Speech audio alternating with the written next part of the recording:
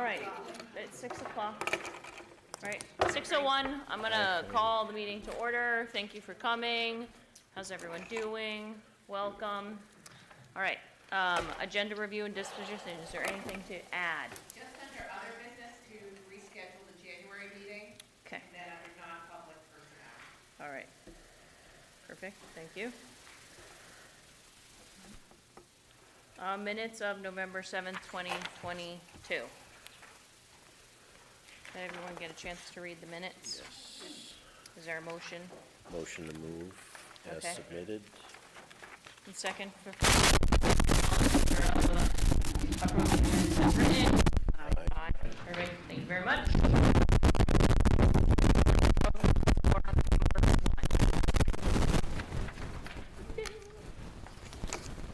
Hi, Sarah. You got nothing? All right. All right, perfect. Thank you. Thanks for listening. All right, well. Yeah, Candace, do you have anything to say that you'd like to add? No? All right, cool. Moving on to principal's report. Good evening. We are moving and grooving at Plymouth Elementary School. That's the short version, but of course it's me, so I've got a couple of updates, Kyla. Winter program is being planned for Friday mornings. We would request that all families fill out the survey in the next few days. We really need to get accurate numbers for the locations that we are going to. Also wanted to let you know that we had an extremely successful Jingle Bell run this past Saturday, even though it rained. The rain did not deter our runners or our walkers. Huge thank you to our very own Fran Gonzalez, Sarah Sanborn, and Chris Valenti. They are a well-oiled team who've been doing this work for, close to a decade, and it's pretty phenomenal. Also, thank you to Kathy Crane and her husband Mark, and to Jan Panagoulis, and Andrew. I can't say his last name. Hosteller, who helped us with the timing. So thank you very much to all of the folks who came out to run and walk and to support the Jingle Bell Run. In the area of curriculum instruction and assessment, I wanted to let you know that report cards went home on Friday. We're and I do have an update about some details associated with that later in my report. Very excited to see the academic growth that the students were able to show via their report cards. In team meetings, we are checking on our SAS modular completions and making sure that those are all happening from 3rd through 8th grade, which is, I know, something the board and I had discussed at previous meetings. Wanted to let you know that the 8th grade PSAT scores came back 2 weeks ago, and they were very strong. Plymouth Elementary School exceeded the New Hampshire state averages in all areas. 77% of our students met the English benchmark, or ERW, English Reading and Writing, and 63% of our students met the math benchmark. They did an exceptional job overall. Do you have the state ones right there? I do have the state ones. I can give you them very specifics. So the state average was 76% for ERW and 49% for math. So we hit the ERW with 77%, and I'm extremely proud in particular of the math, where we were 63% above the state average of 49%. It's also worth noting the 395,000 students took the PSATs during the during the fall months. There was a window to take it. Of all of those students, only 51% met the ERW benchmark, and only 35% met the math benchmark. So Plymouth Elementary School far exceeds those numbers. The national ones. The national ones. 43% of the national numbers met neither ERW or math, whereas at Plymouth Elementary School, only 13% 2 individuals did not meet either benchmark for very well-documented reasons. So we're very proud of the students who took that test, and we had a handful of students, 4 or 5, who really far exceeded any expected scores. So we're very proud of all of them. Do those scores get shared with parents? Yes. And the students create a college account in order to take those tests, and it is sent directly to that account. Yeah. Okay, thank you. In the area of social emotional wellness and behavioral health, wanted to let you know that the student support team has been following up on families struggling with housing and eviction, which is a local issue that's on the rise, and food insecurity and transportation issues. So we have a number of families who are facing big challenges right now, and we're working to try to find resources in our community to help them. And we are continuing to work on attendance, which is I had reported on earlier this fall. So we're working with a couple of families on a daily basis to get kids in the building as much as possible, and talking a lot about how important it is to show up for school in order to learn. Some student shout outs. Our care winners for the month of November: Evelette for grade 3, Evelette Brew. In 4th grade, Andrew Watto, and in 5th grade, we had Tennyson Sardi, and we also recognized Rachel Downing Santos, who we had missed the month before. Very exciting for those kiddos to be recognized for their care and respect. In middle school, I'd like to shout out our middle school mathalon students. We hosted the Lakes Region Mathalon here at Plymouth Elementary School. There were 10 schools, 85 kids. Plymouth Elementary School took first place. Well done. And I'd like to thank Kevin, Mark, Andy, Scott, John Ramsey, and Sarah Sanborn for helping to make that event happen. Kevin works hard to make that event accessible to any school that wants to be here. So we really think it's a wonderful way to build an appreciation for excellence. Some teacher and, staff shout outs. They happen to both be here. Jenny Lee and Candace Petz, thank you for gracefully, I cannot say this loudly or more passionately, for gracefully handling the challenges leading up to report cards, whether it be staffing or technical issues, or any emotion that may have been associated with any of those challenges. So, thank you very much. I wanted to remind everyone that the PTA meeting is this Wednesday night, 6:30, right here where we are sitting in the library. So please, parents, come out to be involved and connect with the PTA. They're going to work hard to support winter program, I know, and that's really important. So please come Wednesday night. In the area of facilities, I wanted to let the board know that we are developing our list for Christmas vacation, holiday break activity, or facilities projects. The science room renovation, we now have all of the cabinetry on site. We are ready to go. So the middle school science lab will get a renovation Christmas break. We're going to paint a few walls in the building and move some furniture around. So we're excited for that big project that you all have been supporting. I also wanted to just shout out the custodial crew. We are really lucky to have such a well-kept building. So thank you to all of them. Wanted to let you know that in recent events, the Veterans Day event that we held via PES News in the morning was, I think, very meaningful and important. I interviewed past Plymouth Elementary School teacher John Levesque, our very own Jesse Marinowski, and Mike Watto about why they served in the military and what they learned from their service. And it was expanded. We had about a 15-minute conversation with them about their experiences and choices and how that has brought more meaning to all of their lives. So that was wonderful. Upcoming tomorrow is the holiday shopping field trip to Ladders, which is a collaborative effort between Ladders and Plymouth Elementary School. Thank you to Sarah Sanborn for organizing that. We're excited because even though it's raining, we have a bus that's going to run laps to help those kiddos better understand giving, not just receiving of gifts.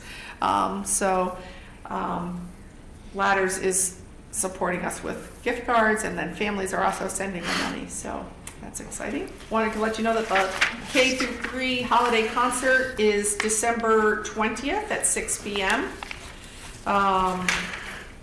Is it open to the public or is it just to parents? It is open to the public. We are no longer going to restrict attendance due to, in the last couple of years, we had done that due to COVID.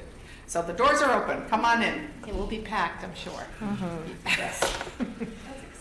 And then I am excited to let you know that on December 22nd, the 7th grade is going back to their field trip to Boston, to the Chamber Theater Productions. We've been able to fund that through grants, so they will be going down as they had for many, many, many, many years to see live theater in Boston and to have a cultural event. We do such a good job here of getting kids into the mountains and outdoors, and we want to make sure that we also get kids to more traditional cultural events. Not quite done. We received another donation from the Hinckley family in honor of Matt Hinckley, who passed away a little bit over a year ago. So I want to just honor them and honor Matt and say we are really excited to be able to continue to offer winter program, and it's through that, partially through that generosity that we're able to do that. Wanted to let you know that Cultural Arts Night is going back to an in-person event after 3 years, right? Because it didn't happen in March of 2020. Yes. Hiatus. So new this year, PES is going to host the K-5 presentations. So Alexis Einen, who's here tonight, is working with the other SAU art teachers to plan that event. It is Thursday, March 16th. We are really thrilled to have that happen here because we're going to be able to leave up some of the artwork a little bit longer, and it's a wonderful way for us to showcase community and the arts. So thank you to Alexis for that. Then I have a couple of important things I wanted to let you know about. So could you pass those out for me? So coming around now, we are going to be bringing back the 5th and 6th grade basketball tournament. So this had been a long-standing tradition here at Plymouth Elementary School. It was a fundraiser for the 8th grade trip. And we have some staff and some parents who've worked hard to put this together. It is going to be dedicated to Peter Hutchins, long-term principal of Plymouth Elementary School, and Tom Underwood, who was a longtime teacher and then assistant principal here. It's going to be called the Hutchins Underwood Tournament. It's going to be the weekend of January 14th and 15th. As I said, it's a fundraiser for PES 8th grade trip. Entrance and concessions will cover any costs associated with the tournament, and then the rest of the money will be donated to the 8th grade trip. So we're very excited to bring that back to Plymouth. I think we'll need to let those families know, with the board's approval, that we would like to name it after the two of them, and that we're excited for the first annual Hutchins Underwood Tournament. So, and then I do have one thing I wanted to discuss with the board this evening. As some of you who are middle school parents, 4 of you who are middle school parents know, report cards went home on Friday, and included in that was a letter from me regarding honor roll status, and my decision late in the week to pull back from awarding honor roll, high honors, or principals list due to the reconfiguration that I advocated for this past summer. So I have for you a little highlighted version of what's in our school board, or our parent-teacher handbook, because I think it's easier to know what I'm talking about if you can see it in front of you. Yes.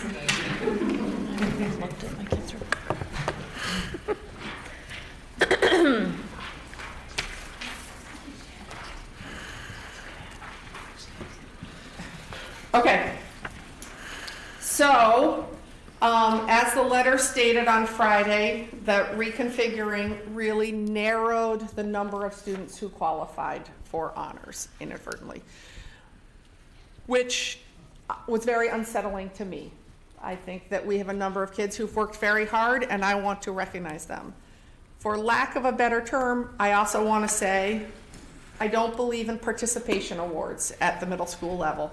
So I think there needs to be a very good balance between truly recognizing students who have excelled and encouraging kids to do well at the same time, and not to feel boxed out of recognition and awards is how I frame it for myself, okay?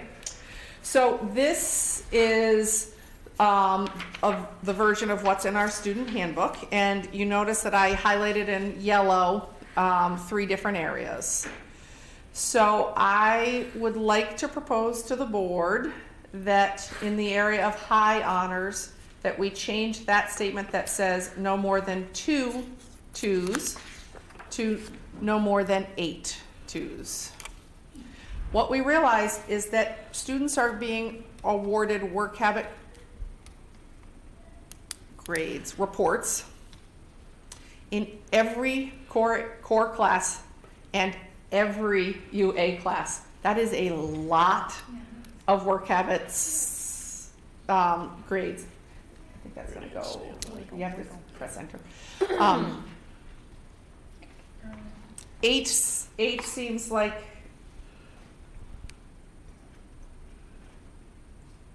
thank you. So 8 seems like a much more attainable number. And then in the area of honor roll, where it says no more than 4 twos, I would like to say no 1s. So that's for students who are very high achieving, but still, you know, an 87 grade point average, high achieving kiddos who maybe are not quite as mature as some of their fellow students. They still get recognized for working really hard. So those are my 2 proposals for the top part of this document. And then down at the bottom, where it says all scores are based on end of the year grade level benchmarks. We have had a lot of debate about that phrase, especially if you think about, well, really any grade level in the building. Really, we're going to view kindergartners, the span of behavior for a kindergartner from the beginning of the year to the end of the year is dramatic, but it's all age appropriate. It's all developmentally appropriate behavior, and sort of understanding behavior in a way that's accepting that grade level or age level appropriate behavior. Kindergartners, first graders, second graders, even some third graders, controlling their body all of the time is really hard, you know? And impulse control, all of that, and really sort of embracing human development by changing that statement to be, to just say age level appropriate. Instead of end of the year. And it's the goal, I think, to get them there, but you can really demotivate people Yes. very easily, I think, by Yes. being too punitive or not giving enough carrots. I think if I were evaluated on the next 10 years of my life, I don't think I would make it either. Right. And what's that message we then send to the kids? Yeah. right? I also want to let you know that some of the technical difficulty that happened was that you approved and we worked hard to get pre-loaded comments into our system in order to expand the level of feedback that middle school and UA teachers in particular could give to kids quickly and easily. Needs to work on coming prepared to class. Always comes prepared to class. Needs to learn some study skills, or they're all in our, I'm not doing a good job of describing exactly what they are, but I think you get a picture of what those preloaded statements are. Those really didn't get in there until Friday, so there was not enough feedback this past cycle to give parents the information they would want in order to help a child develop those skills. So, but we don't need a change in the parent-student handbook, so I'd just like to request of you now either some dialogue and discussion about what I've proposed or to move forward with what I've proposed. Tanya, I just have a question on the high honors Yeah. part, where the, no more than 16 twos in combined unified arts and work, that's per grading period, correct? Yeah, I said 8 Oh, Yeah, eight, eight. eight, okay. But that's per grading period. per grading period, Okay. correct. So can I ask, why are we stating it in a negative instead of saying what they have to do? I like that. Like instead of saying All right. no more than 8 twos, shouldn't we be saying At what least- they have to achieve? I don't know if you. So that would be very difficult to do Would it? because in the middle school, in 7th and 8th grade, they sign up for a package of UA, Unified Arts or Specials, and the number of options varies for which package. This is very complicated minutia of this school, but would vary depend on which package. Are they in the arts package? Are they in the Spanish 1 package? Or are they in the STEM package? Trust me, this is the easiest way. You can see, if you saw the heads behind you, it would be, it's the only way to quantify it. Yeah. Like you said, like the number of criteria varies greatly from student to Yeah. student, so. If you're in Spanish 1, you have Spanish 3 days a week. The total number of possible work habits that you can have and different lines of work habits, Right. it's gonna change depending on the student. Yes. So, that's hard.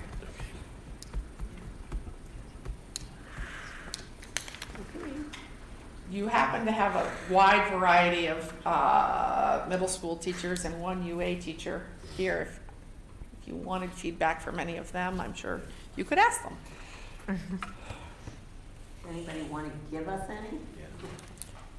I just wanna say that if my child comes home with a 2, that is not discouraging to me at all, because it just shows that he needs a little growth in certain areas, and it's middle of the ground, so it really shouldn't be looked at as a negative thing to, when you have a 3-point scale.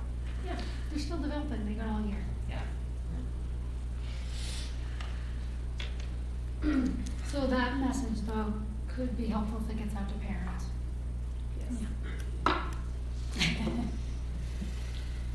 So, I think how do we get that message out to parents then?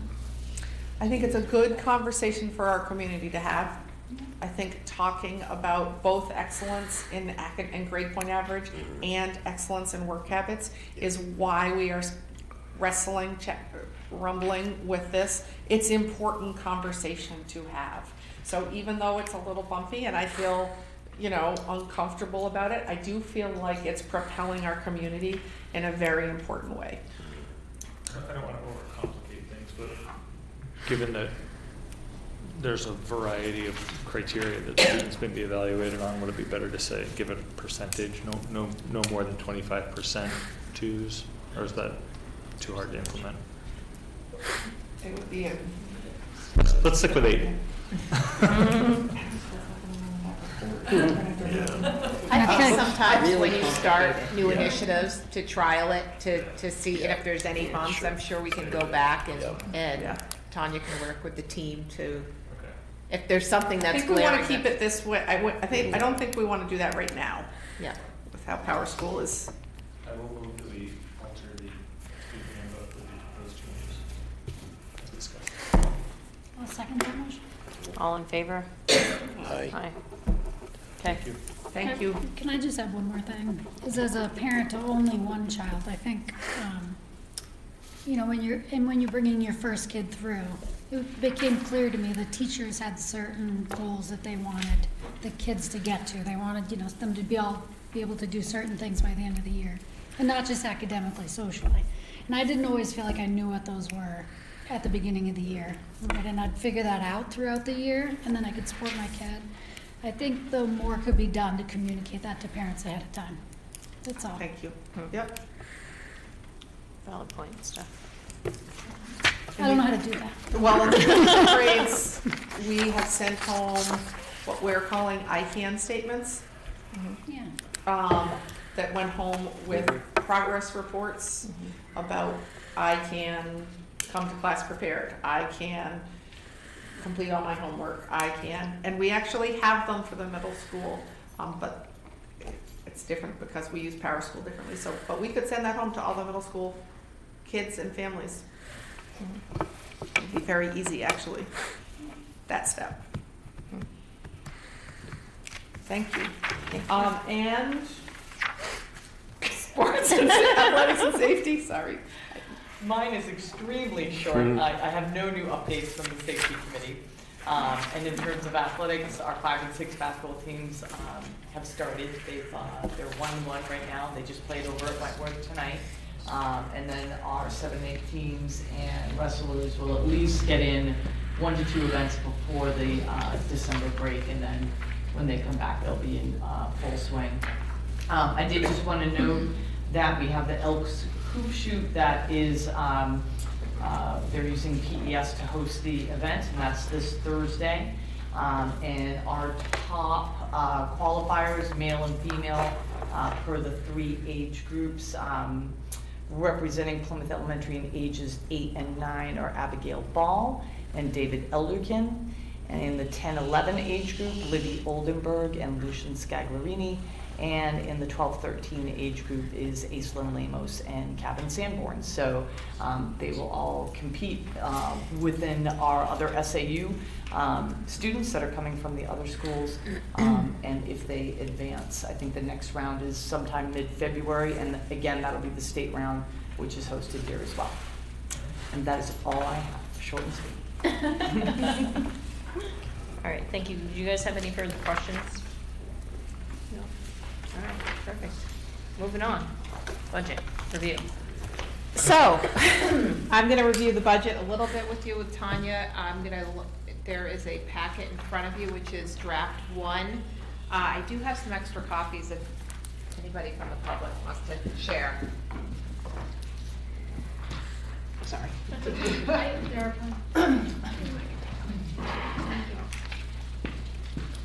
So just a couple notes before that we're kind of seeing SAU-wide. As you know, there's a big shift in inflation across as far as just supplies and demand and projects. You're getting a lot of your CIP covered in an ESSER project right now, which you're not raising any local funds for, so that is great. That's close to $1 million of funds that you're getting in HVAC work and other pieces as well. We're going to circle back to your ESSER funds after the budget process to see what you have left and to see if we can address some additional needs of the CIP plan prior to going into the summer. At any rate, just a few laws have changed over time. So basically, if you look at the area of special education, so it's a pretty big area. So it covers a number of lines in your budget, anywhere from who you have in your building to some students that are outside of your building. And in that, those lines can include, for instance, your out-of-district line when we get to that, can include children that are hospitalized that have never lived here. It can include homeless students, transportation. It could include students that receive special education that attend different charter schools across New Hampshire. It could also include any student that is removed from Plymouth and goes into foster care. that receives special education, that child is the district's responsibility until the child is fully adopted. So there's a number of moving parts that has changed over time, and I just think it's always important to give you that information. And then I'll talk to you about revenue in a minute. So we're going to actually start with the last page. So looks like this. And it talks about your estimated revenues. And sometimes the bottom line is a little skewed by that, because in the first line you'll see for 23, 24, we do expect to always get to zero, right? But there's changes, and last year there were changes in special education especially. So what happened is you gave back the $449,062. So that's a big change, because that's obviously not in the right side for this year. But you may have the opportunity next month to look at where you're at for the budget for this year, and maybe earmark a couple $100,000 depending on where you are with your expenditures at this point. So I'll have Dan here next month to talk you through that piece like we did last year. The next line is the catastrophic aid. So this is now called special education aid. The state is required to basically for any child that costs 3.5 times more of the school district's tuition in out-of-district placement, so your special ed funding, you're supposed to recoup 100% of that. Probably for at least, and Fran, you would know this, at least for the past decade, we've been getting about 60% back from the state, so it's not fully funded as the law states. So we are not expecting any back at this point.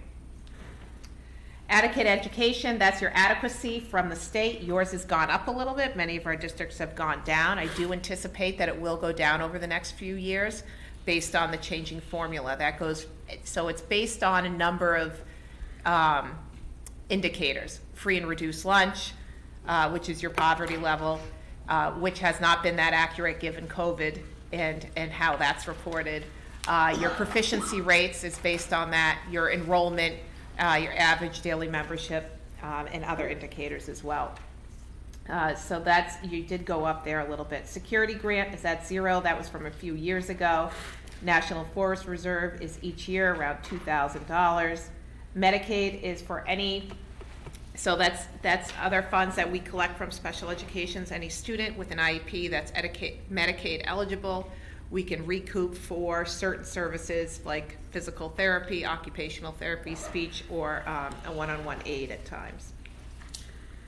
Regular ed tuition, those are students that are coming into your district from other towns. So parents that want to tuition their kids here, that's the revenue you're getting. So that has gone up quite a bit. You've had other interests and we try to keep those numbers pretty even as far as, so it doesn't impact the class too much, but you do have students from other towns attending here.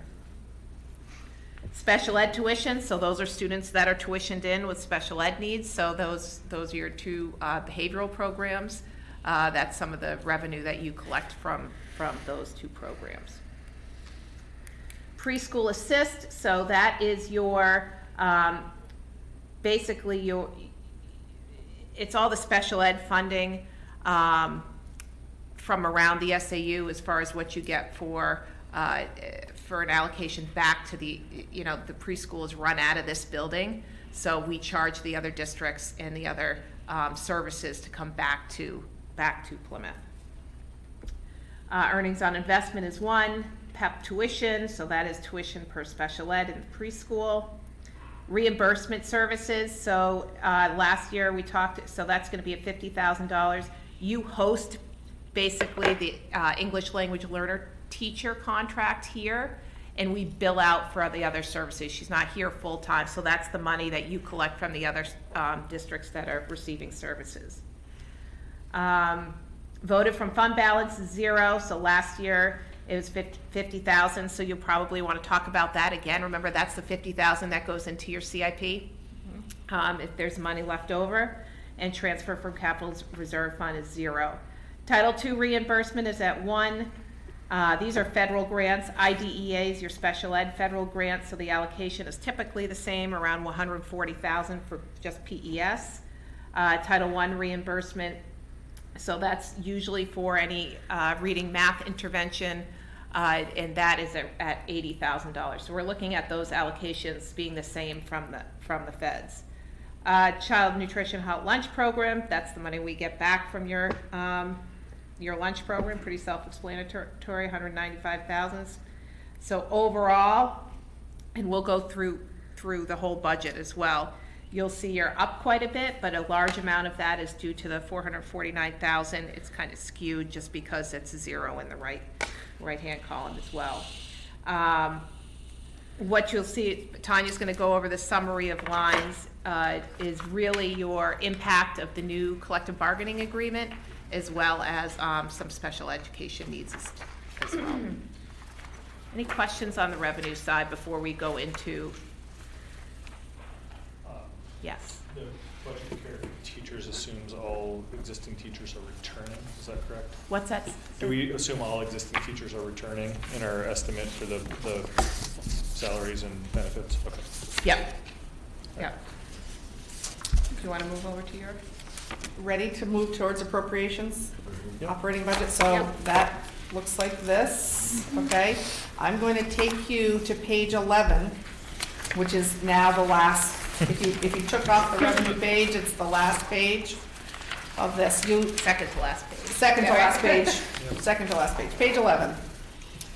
In the past, you know that I have done a big slideshow and given a lot of details. I'm really going to take you through a much broader, high-level view of the appropriations, okay? So a school budget is broken down by function areas. Function areas are big categories we use to organize the budget for Plymouth Elementary School, for all schools, okay? So I'm going to take you through each line, each function area at this point. So the 1100 function area, which is regular ed instruction, okay? You'll notice that our proposed budget is up $304,508. And I'm going to tell you about where that difference comes from. $193,466 is in various salary lines associated with the regular ed budget on this, which is based on the CBA that the taxpayers voted on last year in the town of Plymouth. Okay, that's a 4-year contract. We are in year 1 of that. Okay, $11,000 of that increase is in supplies. $41,330 is an increase in the printed media line, which is books, printed materials, and some of that is the new reading program that we will be coming to you to. That's a placeholder amount at this point, based on some, the people who are working on making their choices need to make a decision by about March. But we need to budget for whatever it is now. Okay. Then the next function area is 1200, which is special education. Okay, and that is up $131,078. Of that increase, $65,000 is associated with the CBA salary increase. Okay, and the rest of that increase is in the area of purchase professionals.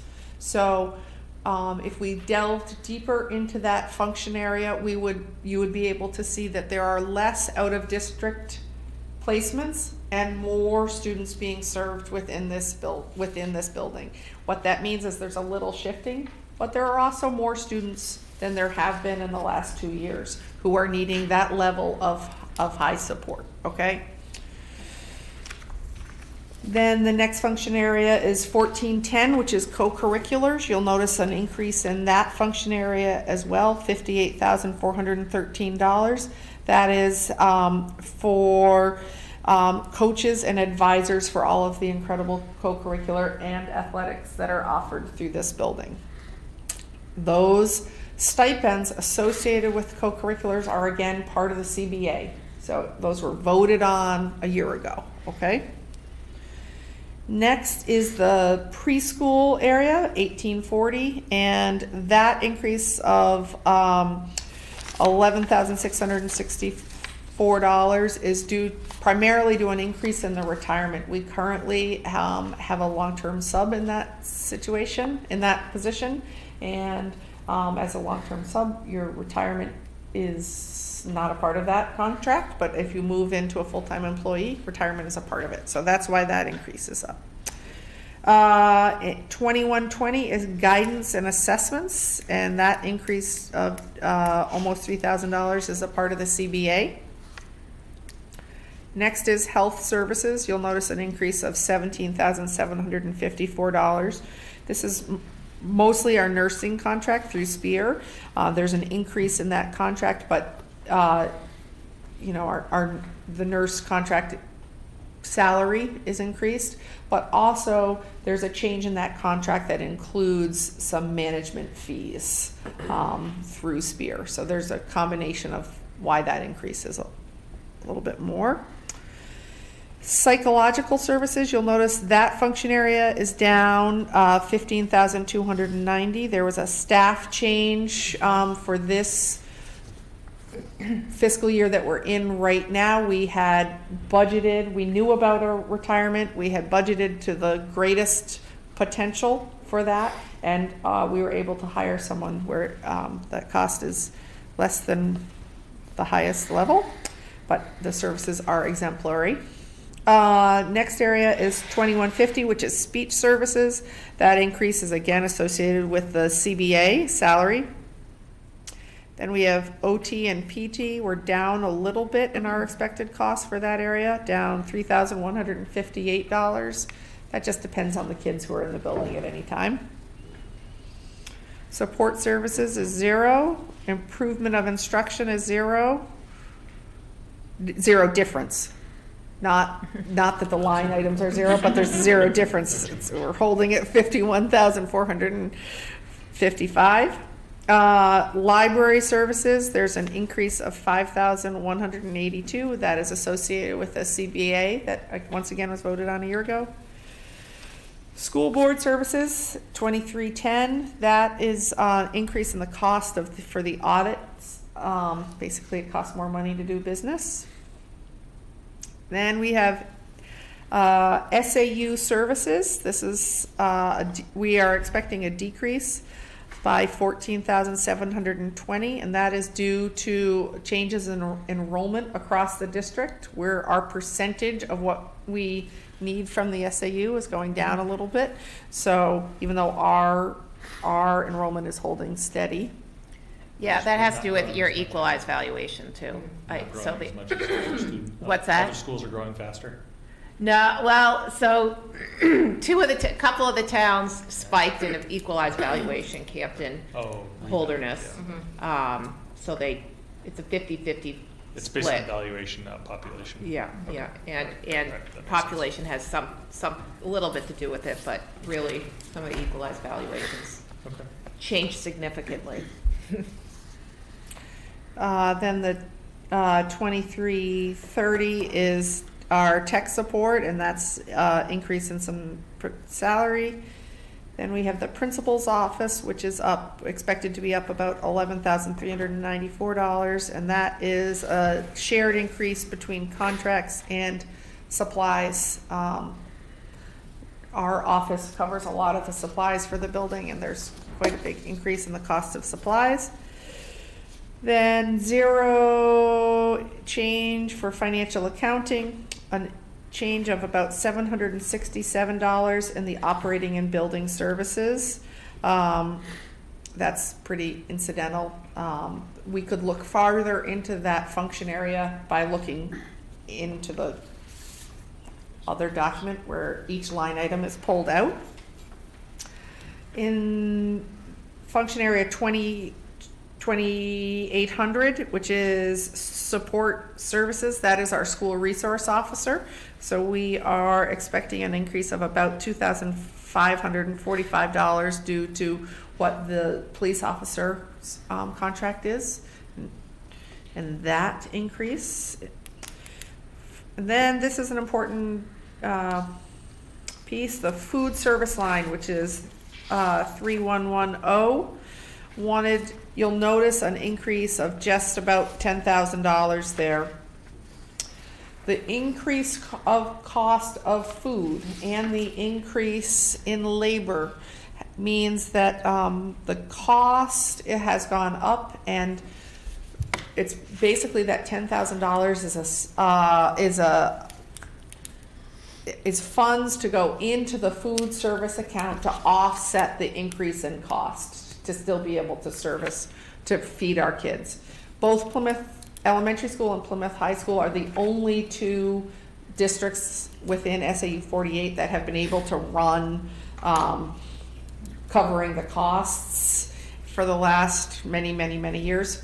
At least 12 years ago, we used to run about 40 to 50 grand over on this line. We may not cover it this year. We know we won't be able to cover it next year. So that increase is due to the cost of food and labor. There is $1 being put into building improvement services. We're not proposing any building improvement projects at this point. Debt service, $31,963 is in the proposed budget, which is zero change from the current year. Capital reserve fund, we're proposing $0. As you know, in the past, we have moved $50,000 from any unreserved funds into that account. So that would be up to you and the taxpayers. Then the next two lines are very important. So health insurance summary and dental insurance summary. I believe it was a year ago, we stopped pulling the health insurance, or we stopped showing health insurance across each function area because because we were in a small community, you could identify which people were using more health insurance, and it was just in terms of confidentiality for those health needs was HIPAA violation. Yes. So we now pull all of those expected costs to one area for all employees across the building. And the guaranteed maximum rate is 3.7%. It will never go higher than that, and it could come in lower than that. Which is good. It's been at over 14 before. It is still if it came in as high as it could, it would be an increase of $167,288, but it will be no higher than that. But this is still something that's in the CBA, and any teacher could elect to enroll a spouse that wasn't in before. It could be change of plans too. Right. Yep. I mean, there are a lot of variables there. Yep. Mm-hmm. And then dental insurance, the guaranteed maximum rate is 1.5%, which would be an increase down of $408. So the total district fund difference based on the proposed budget draft number 1 is $662,522.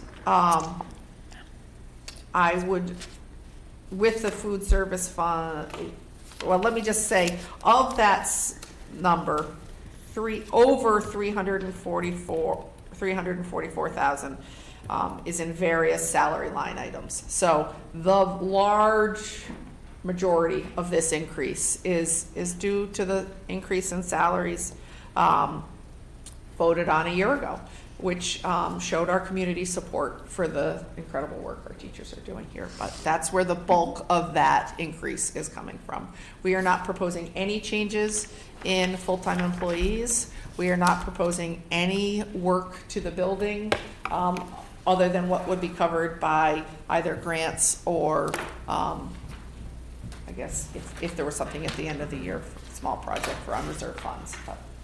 So I have a question. I thought that at our last meeting, we voted to take what the change was in the salaries for the teachers, for the contract, for the cost of the first year of the teacher contracts that was approved in the warrant article out of the money that we had left over.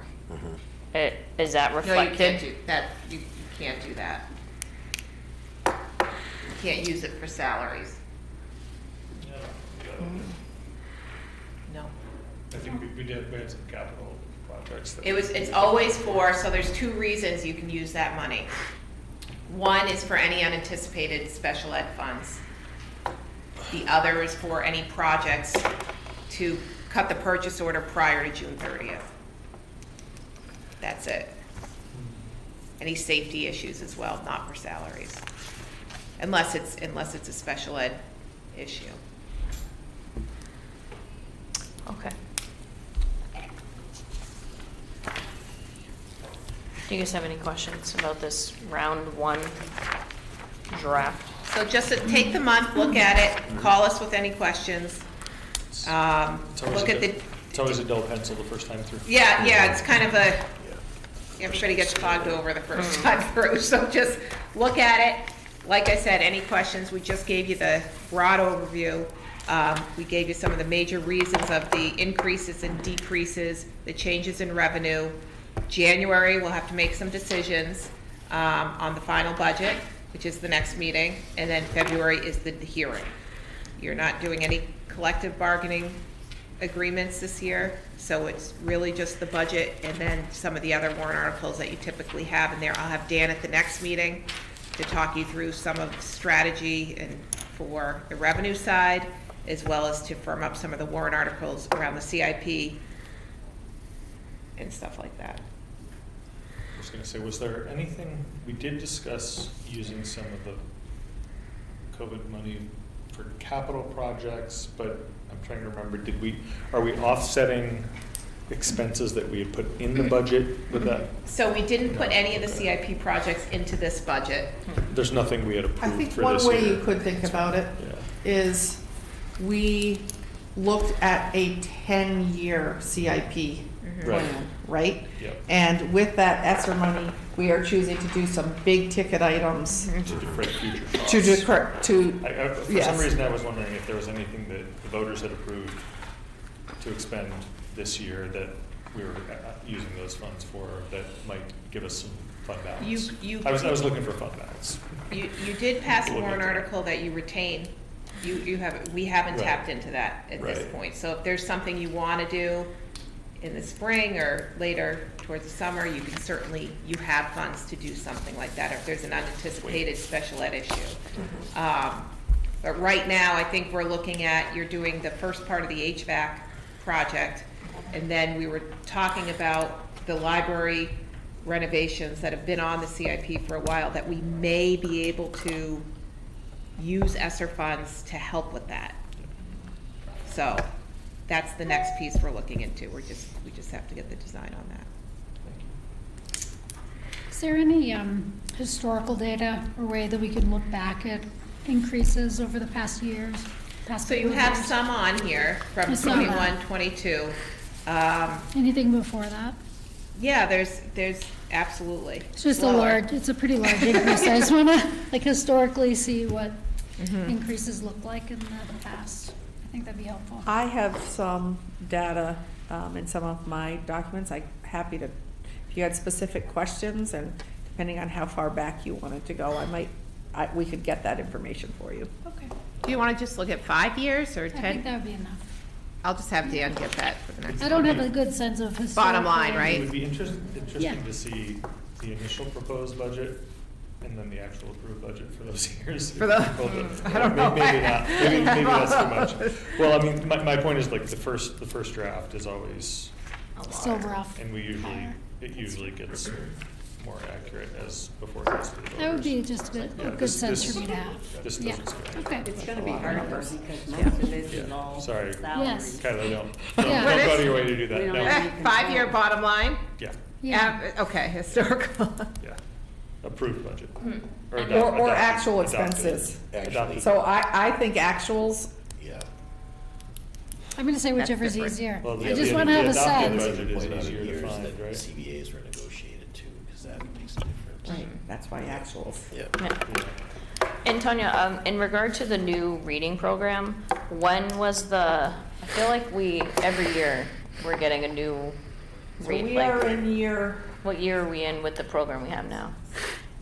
we are in year 9, 9? For Did which we get a new expense? math one? yes. Okay. That's what I'm thinking in my head, though. Got it. I'm like, They're okay. usually 5-year licenses, Yeah. subscriptions, basically, and then they become outdated, or if they're not working really well, then we shift that as well. Yeah. But those are the two major. Other expense I just wanted to ask quickly about was the school nurse, right, with Spear, for that expense, that did go up quite a bit this year. Yeah, so there's a new service, so a few years ago, and if we looked at the historical data, they used to just contract us, or we'd pay for, basically the hours that we use and the days we use. Now there's a management fee. There was a management fee beforehand, and for a few years, they got rid of the management fee. Through COVID and the additional responsibilities of 504 plans, supervision, the additional substitutes, there is an admin fee that all districts are being charged at this time. Are we getting substitutes though? Because I remember several times last year we're talking No, about so the nurse's office. it does get That's all. adjusted. I just want to say, like, are we really getting what we're paying for? So Because that's I an don't think our interesting principal question. should be in the nurse's office. If there is, so it's like our busing service too. If there's ever an issue where we're getting shorted, whether it be substitutes or they're down a bus, our contract, Dan revises the contract with them, and we do get money off We of get money proposed. off, okay. Mhm. I still don't think that's really fair, but Yeah. I get it, that we're in a crisis where we haven't been able to get enough people to work.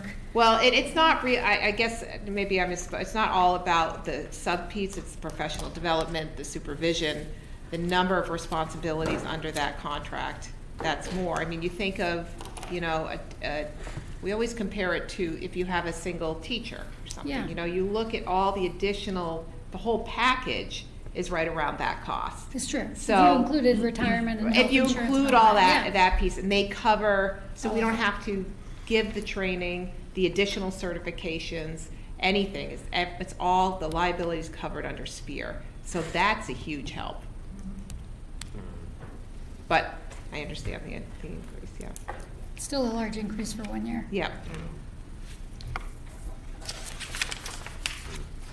Okay. Thanks for this. We'll review it. It's the fun part of Christmas the job, early. I guess. Yeah. Yeah. It's a lot. So the first one's always like, ooh. Yeah. We So always get a Christmas gift. it's always good to review. It is Go good on. to review. All right, so we need to reschedule January's meeting. So does January 9th work for everyone? January 2nd is more of like, not yet. I Okay. think it's technically A holiday, It is It the is. holiday. so. It's We observed don't have on school day. that day, and nobody from No. you guys are not, none of you are The- working. January January 2nd. 9th. January 2nd. The 2nd is the recognized holiday. The 9th is okay for me. I'm okay with it. Me too. Sure. Do we have to motion and vote on it, or can we just change it? I don't know, to be honest with you. That's great. No, Then you we'll just- it's We just just consensus change is it to the fine. 9th. All right. It's a great question, Steph. I'm like, sure. All right, I'm putting it in my calendar. We all agree on it. Discussion of the chair. Right. Yeah, Fran, does that work for you? Yep, Okay, at this point, all right. Yes. long way. Well, it's come right up. All right, thank you. Privilege of the floor, number 2. Yes, I do have a comment now that we've been talking about nursing costs that are going up. yeah, And of course, there's a lot of sticker shock in here, but Yeah. I would actually advocate taking a look at that line item specifically around supplies. I know how much our nurse spends out of her own pocket on supplies. I happened to bump into her the day that she was going to buy cough drops because she does that on a specific day during the weekend. We're regularly bringing in bottled water for her from the PTA because she needs that. And sometimes we catch her buying clothes for kids. So as much as I hate to advocate for another increase, the supply line item in there for $2,500 doesn't even come close to what she's actually doing for supplies. And so if you look at any increases, that might be one to consider. That's a good point. that's a good point. Maybe a question to bring up to I think the that's something contractor. Tanya can- Yeah. So it's not part of the, supplies is not part of the contract, that's the district's responsibility. So that's something Tanya can talk to the nurse about directly. Yep. And I think the PTA would be happy to fund that. Yes, Right. and we do, Raise money. you know, like, we've done clothing drives for her and we're regularly dropping off bottles of water, but, you know, she doesn't always Wanna ask. ask, yeah. Such a generous giving She person, and is, it's yeah. lovely, but I would love to see her supply line so she could purchase hot dogs or water or whatever she needed in her office without having to go out to ask the PTA or the school or something. You have no idea how much teachers spend for their own cost. Oh, yeah. It happens. Yes, it is. It happens. Yeah. Thank you. But that's good. Yeah, Yeah. thank you. Yes. Oh, I just- yes, I just want to Sarah. thank Kathy Crane and Mark Brzezinski for bringing this Reese Across America. We realized we've been doing that since 2007. So we've been doing that for a long time. Squeeze across America? Reeves. Oh, I was like, what? Squeeze? Sorry, I just. So we walked Reeves down to the town hall, Oh. with names of the fallen soldiers in New Hampshire from 2000 on. Oh, that's It's a awesome. pretty special event for us, Yes. so Thank we you. realized it was. And I want to shout out to Jen Deloge for NaNoWriMo. Yeah, it was fantastic. So dedicated. They write a novel. They're here like every day after school writing. And my kid really enjoyed it. So I want to make sure that we shout out Jen Deloge for all her hard work. And I'll mention it to her. yeah, We have another question from the yeah, floor. shoot, ask away. Go ahead. Oh, yes. Hi, Ted. I wanted to jump on the request for budget data for past 5 years and add that we include some information about enrollment for that time period as well. Yeah, so we do have, so that's all part of the budget package, so we'll have the enrollment, the medical history. We don't do historical data of the bottom line, so that will add, but we have, that's part of our normal handout, so absolutely we'll have that.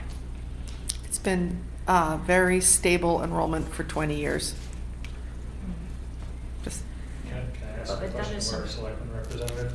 Sure. Can I tap into that? Do you know when our next appraisal is, or reassessment?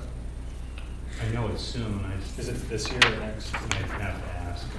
I don't know. You I know, was gonna pull say, that building and we've everything. had, our tax rate looks gigantic and housing values are up substantially. Like, Well, yeah, I was noticing that this budget raises it by like $1.40. But if it was a true market, if Well, it doesn't really matter in the end. the amount of money raised is the same, but the tax rate looks much higher than it should.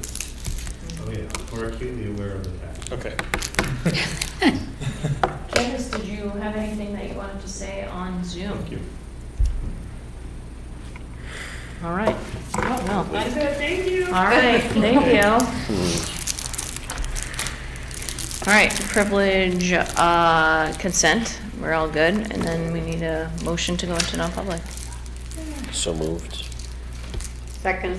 All in favor of going into non-public? Aye. Thank you for coming. Thanks. Nice to see you. Did I hear? Ted, thanks for coming.